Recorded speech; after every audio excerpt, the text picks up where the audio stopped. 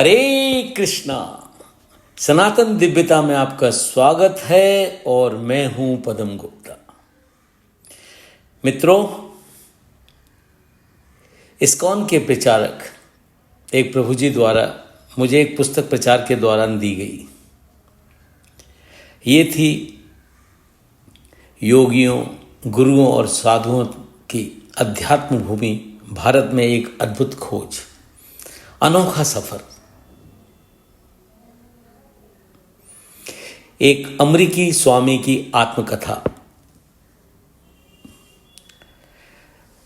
ISKCON के राधानाथ स्वामी की जीवनी। मित्रों, ये पुस्तक जैसे ही मैंने इसको पढ़ना प्रारंभ किया,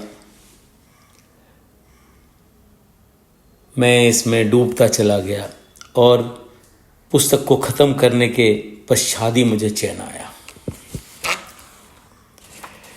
ये पुस्तक अध्यात्म के ओर अग्रसर लोगों के लिए ये बहुत ही प्रेरणादायक पुस्तक है। इस पुस्तक को अवश्य पढ़िए। इस पुस्तक के विषय में कुछ लोगों ने अपने विचार रखे हैं। वो इस तरह से है। द जर्नी होम राधानाथ स्वामी के जीवन और रोमांचकारी घटनाओं की एक बहुत ही अद्भुत और अतरंग कथा है। वे पूरब की यात्रा करने वाले ऐसे व्यक्ति की कथा है जिन्होंने सभी जिज्ञासाओं के वास्तविक उद्देश्य की प्राप्ति कर ली और वे अपने पाठकों को भी ऐसे ही परिवर्तन का अवसर प्रदान कर रहा है। डेविड फ्रावले, योग द ग्रेटर ट्रेडिशन तथा योग एंड आयुर्वेद के लेखक। यह पुस्तक पूरी पीढ़ी के लिए एक उत्कृष्ट भेंट है। अशांति से भरे हमारे संसार में यह एक अमेरिकी युवक द्वारा सरार्थ और स्तुति की खोज की कथा है। यह यूरोप एवं मध्य पूर्व से होता हुआ वे अनंत भारत की चमत्कारी दुनिया में प्रवेश करता है। यह रोमांच, प्रयास और प्रेम की कहानी है। मैं सभी प्रकार के जिज्ञासाओं के लिए इस पुस्तक की अनुशंसा करता हूं। सौरभ गांगुली, भूतपूर्व क्रिकेटर और भारतीय टीम के कप्तान। राधानाथ स्वामी की आत्मकथा मेरे जैसे साधारण व्यक्ति के लिए जो कृष्ण की भक्ति में कम से कम समय में पूर्णता प्राप्त करना चाहता है, एक प्रेरक मार्गदर्शिका है। स्वामी जी की दूरदृष्टि, बुद्धिमत्ता, दृढ़ संकल्प तथा उनका अद्भुत व्यक्तित्व पुस्तक के हर पृष्ठ पर अंकित है।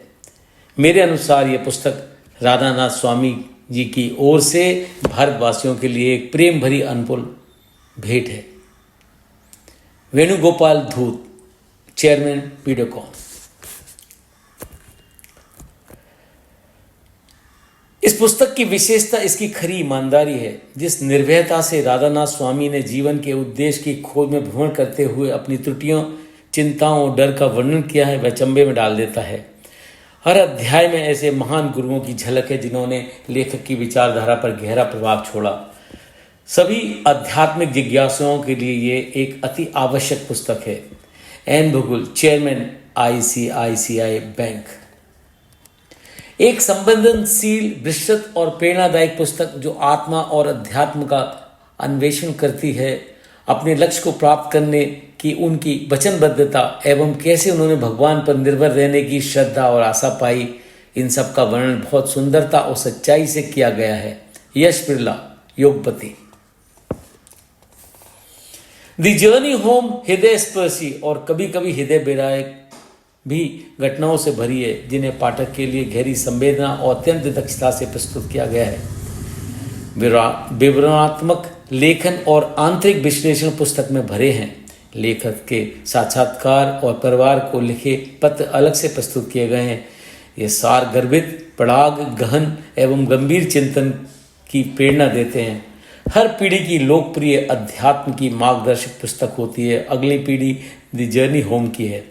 स्टीवन रोजन, सत्यराज दास, श्री प्रभुपाद के शिष्य एवं जर्नल ऑफ वैष्णव स्टडीज के संस्थापक और संपादक। इस पुस्तक से हम समझ सकते हैं कि भगवान का सच्चा गुणगान किस प्रकार किया जा सकता है। रघुनाथ स्वामी जी की स्मृतियां हमें गहराई से दिखलाती हैं कि कैसे हमने श्रद्धा को पाया, खोआ और पुनः उसे पाया, और कैसे 1960 का दशक हमारे लिए भगवत कृपा एवं विस्मय से भरा रहा। इसके लिए हम सब राधा रानी की कृपा से राधा नाथ स्वामी के आभारी हैं। Francis x Clooney XJ Harvard divinity school में कंपैरेटिव थियोलॉजी के प्रोफेसर। अब इस पुस्तक का भाषांतर बंसी बिहारी दास, मुरारी गुप्त दास गुप्ता, डॉक्टर माणिक महाजन ने किया है। इस पुस्तक का आमुख आपके लिए प्रस्तुत है। बागमती नदी के बहते हिमालय के बर्फीले जल से बाहर निकलते हुए मैंने राख के 2 ढेर देखे। उनमें से एक शमशान की चिता भस्म का ढेर था तो दूसरा यज्ञस्थली की पवित्र राख का ढेर था। मेरा शरीर मात्र एक कौपीन से ढका हुआ था और ठंडी हवाएं मेरी हड्डियों तक को जमा रही थी। अब साध युक्त एक तीव्र उत्कंठता ने मुझे जकड़ लिया। अपने घर से दूर, भूखे प्यासे, अकेले, ठंडी में ठुठरते हुए मैं यहाँ क्या कर रहा हूँ? क्या मेरी सारी गवेणा व्यर्थ जाएंगी? मैं आकाश में तारों को निहारने लगा जो एक प्राचीन बटबस की ओर से झिलमिला रहे थे। रात के पक्षी विषाद भरा गीत गा रहे थे। नदी तट पर जहाँ तहाँ यज्ञ वेदियों में पवित्र अग्नियां सुलग रही थी। घुटनों तक लंबी जटाओं वाले अनेक साधु इन यज्ञ वेदियों में तीव्र गंध युक्त जड़ी बूटी वाला समिधा से आहुति दे रहे थे। अनुष्ठान संपन्न कर वे साधुजन यज्ञ वेदियों की पवित्र गर्म राख मुट्ठी में भर भर कर अपने शरीर पर लपेटने लगे। अपने शरीर को भस्मांकित कर वे उस पवित्र मंदिर की ओर चल पड़े जिसमें प्रवेश पाने के लिए मैं भी ललायत हो रहा था। पशुपतिनाथ, नेपाल में यह सन 1971 की बसंत ऋतु का मौसम था। आज रात मानो तीर्थयात्रियों की बाढ़ सी आ गई थी। अभी हाल में ही मैंने किशोरावस्था की दहलीज पार की थी। शिकागो स्थित अपने घर से दूर मैं स्वयं को दुनिया के दूसरे छोर पर खड़ा महसूस कर रहा था और ऐसे पवित्र स्थान के आश्रय के लिए तड़प रहा था जहां मैं मार्गदर्शन के लिए प्रार्थना कर सकूं। अभी 1 घंटा पहले ही मैं एक प्राचीन मंदिर की तरफ गया था जिसके ऊंचे और विशाल दरवाजों पर मिथकीय सिंहों, सर्पों और देवी देवताओं की अनेक प्रतिमाएं खंचित थी। आकांक्षा युक्त रोमांच का अनुभव करते हुए मंदिर के प्रवेश हेतु जैसे ही मैंने पत्थर की सीढ़ियां चढ़ना प्रारंभ किया, एक चौकीदार ने मेरी छाती पर अपने डंडे से आघात कर दिया। मैं घुटनों के बल गिर पड़ा। मेरी सांस मानो छाती में अटक गई। दोनों तरफ पुलिस से संरक्षित वह चौकीदार मेरा रास्ता रोककर जोर से चिल्लाया, तुम विदेशी हो, यहां से निकल जाओ। पगड़ी बांधे उनका मुख जो सैनिक वेश में था मेरे सामने आ गया और अंगारों से दहकती हुई लाल आंखें दिखलाते हुए उसने मुझे डंडे से एक निर्देश पट की ओर इशारा किया जिस पर लिखा था, विदेशियों का प्रवेश वर्जित। निकल जाओ यहां से बेगर्जा। अगर तुमने दोबारा प्रवेश करने की चेष्टा की तो बहुत मार खाओगे, जेल में ठूस दिए जाओगे और मैं नहीं जानता कि कुछ भीड़ तुम्हारा क्या हाल करेगी। अपने अधीनस्थ लोगों को उसने सतर्क रहने का आदेश दिया। हताश को मैं भटकते हुए नदी तट पर चला गया। आध्यात्मिक सार्थकता की तलाश में मैं बहुत दूर आ चुका था। अब मैं वापस नहीं लौट सकता था। साधुओं को देखकर मुझे ये युक्ति सूझ पड़ी। एक भुजती हुई यज्ञ वेदी के पास झुककर मैंने गर्म राख में अपना हाथ डाल दिया। राख से जलते हुए कौलों को अलग कर कांपते हुए हाथों से मैंने गर्म राख को अपने दुबले शरीर पर मल लिया। उलझी लटों से लेकर नंगे रूखे पैरों तक तीखी गंध से मेरी नासिका जलने लगी। गला रुंध गया और मुख सूख गया। नदी के मटमैले पानी से मैले हुए सूती वस्त्र के 2 टुकड़ों से अपने शरीर के ऊपरी और निचले बस को ढककर मैं पुनः मंदिर में प्रवेश द्वार की ओर चला गया। छाती के भीतर मेरा दिल जोर जोर से धड़क रहा था। हाथ में डंडा लिए वही चौकीदार पहरा देते हुए खड़े थे, किंतु वे मुझे पहचान न सके और भीतर जाने दिया। प्राचीन वेदिका को घेरे हुए एक विशाल आंगन में जैसे ही मैंने प्रवेश किया, मैं सोचने लगा कि यहाँ पकड़ा गया तो जरूर मारा जाऊंगा। बेतरतीब पंक्तियों में हजारों श्रद्धालुओं की एक भीड़ पवित्र वेदी का दर्शन पाने के लिए प्रतीक्षारत खड़ी थी। एक बार मैं केवल एक ही व्यक्ति प्रवेश मिल रहा था। पंक्ति में पीछे धैर्यपूर्वक अपना स्थान ग्रहण करते हुए मैं भी धीरे धीरे आगे बढ़ रहा था। अचानक वही पुलिस वाला जिसने मुझे पहले रोका था मेरे पास से गुजरा। घबराकर मैंने अपना चेहरा दूसरी ओर मोड़ लिया। मैं मेरे सामने आकर खड़ा हो गया। मेरे राख से लिपे चेहरे और घूरते हुए उसने चिल्लाकर स्थानीय भाषा में एक प्रश्न पूछा। मेरी कुछ समझ में नहीं आया। मैं जानता था यदि यहाँ पर अंग्रेजी भाषा में एक भी शब्द बोलूँगा तो मुझे ख़त्म कर दिया जाएगा। कोई उत्तर न पाकर तीखी नज़रों से पुनः मुझे घूरते हुए उसने प्रश्नों की झड़ी लगा दी। इस बार कुछ ज़्यादा तेज आवाज़ में। मेरे मन में भयानक विचार कौंधने लगे। वर्षों तक नेपाल की गंदी जेलों में सड़ने या उससे भी कुछ बुरे परिणाम की आशंका उठने लगी। यह समझते हुए कि वह सुरक्षा अधिकारी किसी भी संदेहास्पद स्थिति को भांपने के लिए पूरी तरह से प्रतीक्षित है, मैं भी अटकलें लगाने लगा कि कहीं उसने मुझे पहचान तो नहीं लिया। मैं भावशून्य चुपचाप खड़ा रहा। मेरे मस्तिष्क में एक विचार कौंधा। अपनी एक हथेली से मुंह को ढांकते हुए मैंने अपनी दूसरी हथेली को हवा में दाएं बाएं हिलाया। कभी ना बोलने का मौन व्रत धारण करने वाले मौनी बाबा अक्सर इसी प्रकार अपने व्रत के विषय में लोगों को बताया करते हैं। मुखिया ने मेरी बाहों को पकड़ा और मुझे खींच कर ले जाने लगा। कहाँ ले जा रहा था वह मुझे? क्या मैं गिरफ्तार हो चुका हूँ? वह चीखा। पलक झपकते ही दो सिपाही दौड़ते हुए आ पहुंचे। उनके बीच घिरा हुआ तीर्थयात्रियों की भीड़ में तब तक घसीटता रहा जब तक कि वह उस स्थान तक नहीं पहुंच गया जहां सर्वाधिक भीड़ जमा थी। अपने डंडे लहराते हुए मुझे पकड़ने वाले दोनों सिपाही बादलों की तरह गरज रहे थे। क्या सार्वजनिक तौर पर मेरी पिटाई होने वाली थी? क्या अपने पवित्र मंदिर को कुलसित करने के अपराध के लिए यह भीड़ मेरे चीथड़े कर देगी? सिपाहियों की जोर जोर से चिल्लाहट के कारण भीड़ छटने लगी। भयभीत खड़ा मैं प्रतीक्षा कर रहा था। वे लोग मुझे इस भीड़ भड़के में घसीटते रहे।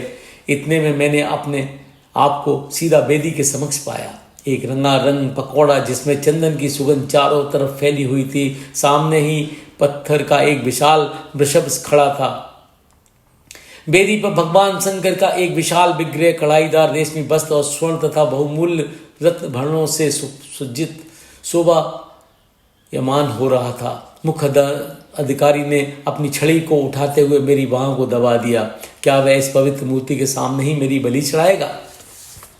अपने अधीनस्थ सिपाहियों से घिरे हुए उसने अपनी छड़ी अपने सिर से ऊपर उठाई और पुजारी को चिल्लाते हुए कुछ आदेश दिया। आदेश पाते ही वह सीधा वेदी के भीतर चला गया। कांपते हुए मैं प्रतीक्षा करता रहा। इतने में गर्भगृह के भीतर से लाल रेशमी वस्त्र पहने हुए एक बड़े पुजारी का आगमन हुआ। उन्होंने अपने माथे पर लाल सिंदूर का गोलाकार तिलक तथा गले में स्वर्ण हार तथा रुद्राक्षी माला धारण की थी। गहरे और मंत्रमुग्ध कर देने वाले स्वर में उन्होंने ओम नमः शिवाय का उच्चारण किया। मुझे लाने वाला अधिकारी, जिसका मोटा शरीर ठंडी के बावजूद भी पसीने से लटपट हो रहा था, जोर से चिल्लाकर आगंतुक पुजारी को कुछ बोला। पुनः मेरी समझ में कुछ नहीं आया। वह बड़े पुजारी से उसकी बात ध्यान से सुनी, अपना सिर हिलाया, आंखें बंद की और कुछ क्षणों के लिए शांत हो गया। पीछे तीर्थयात्रियों के कोलाहल मचा हुआ था। बड़े पुजारी ने अपनी कमर सीधी करते हुए एक गहरी सांस ली और संस्कृत भाषा में मंत्रों का स्वस्वर उच्चारण करने लगा। उन्होंने मेरे सिर पर एक रेशमी वस्त्र लपेटकर मुझे अचंभित कर दिया। मेरे कंधे पर एक रेशमी चादर उड़ाई और गले में चमेली और रात रानी के फूलों की कई माला पहना दी। मेरे माथे पर चंदन का तिलक लगाया और केसर मिश्रित जल पीने के लिए दिया। स्तब्ध हो मैंने महसूस किया कि पुलिस वाले मेरे पीछे विशाल भीड़ को रोके हुए थे ताकि मुझे भगवान की पूजा का विशेष अवसर मिल सके और मंदिर की ओर से मेरा सम्मान हो सके। निम्रता से सिर झुकाते हुए उस पुलिस अधिकारी ने हाथ जोड़कर मुझसे आशीर्वाद मांगा और वहां से चला गया। क्या छंद भेष में देखकर सचमुच उस अधिकारी ने मुझे पहचाना न था, अथवा उसे ज्ञात हो गया कि मैं कौन हूं और उसने मेरे दृढ़ निश्चय को आदर किया था? और यह मैं कभी भी नहीं जान पाऊंगा। चाहे जो भी कारण था, मुझे अत्यंत दीनता का अनुभव हो रहा था। मैंने मानव निर्मित कानून का उल्लंघन किया था और मुझे दंड मिलना चाहिए था, किंतु ईश्वर बड़े दयालु हैं। वेदी के समक्ष खड़ा अपने भस्मांकित शरीर, मटमैले वस्त्र और बेतरबी बिखरी हुई जटाओं पर रेशमी वस्त्र और फूलों को धारण किए हुए मैंने आंसुओं से भरती अपनी आंखों को कसकर खींच लिया और ईश्वर के चरणों में अपने सच्चे मार्गदर्शन के लिए करबद्ध प्रार्थना करने लगा। मैं पुनः नदी तट पर लौट आया और ठंडी जमीन पर बैठ गया। अमावस की रात थी, काले आकाश में तारे टिमटिमा रहे थे। हवा के एक झोंके ने पूरे जंगल में चमेली की खुशबू बिखरा दी। नीरवता को भंग करते हुए एक उल्लू की कूच सुनाई पड़ी। नीचे बहती नदी की लहरों को निहारते हुए मैं विचार करने लगा कि नियति की लहरें अब मुझे आगे कहाँ ले जाएंगी। कैसे मैं इस जीवन में प्रविष्ट हो गया जो प्रारंभिक जीवन से इतना अपरिचित था, किंतु मेरी आत्मा के लिए इतना चिरपरिचित। तो ये था इस पुस्तक का आमुख। आशा है आपको ये अच्छा लगेगा। आप ये पुस्तक इस्कॉन के मंदिरों में खरीद सकते हैं। अगर आपको वहाँ ना मिले, आप मुझे संपर्क कर सकते हैं। हरे कृष्णा।